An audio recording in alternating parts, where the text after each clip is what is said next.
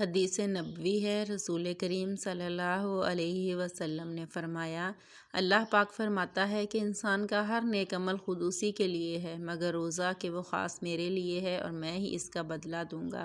اور روزہ گناہوں کی ایک ڈھال ہے۔ اگر کوئی روزے سے ہو تو اسے فحش گوئی نہ کرنی چاہیے اور نہ شور مچائے۔ اگر کوئی شخص اس کو گالی دے یا لڑنا چاہے تو اس کا جواب صرف یہ ہو کہ میں ایک روزہ دار آدمی ہوں، اس ذات کی قسم جس کے ہاتھ میں محمد کی جان ہے۔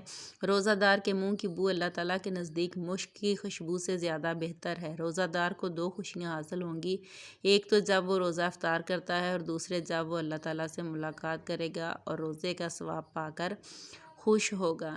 یہ صحیح بخاری کی حدیث ہے۔ روزوں کا اہتمام کیجیے۔ رسول کریم صلی اللہ علیہ وسلم نے فرمایا، اگر کوئی شخص جھوٹ بولنا اور دغا بازی کرنا روزے رکھ کر بھی نہ چھوڑے تو اللہ تعالیٰ کو اس کی کوئی ضرورت نہیں کہ وہ اپنا کھانا پینا چھوڑ دیں۔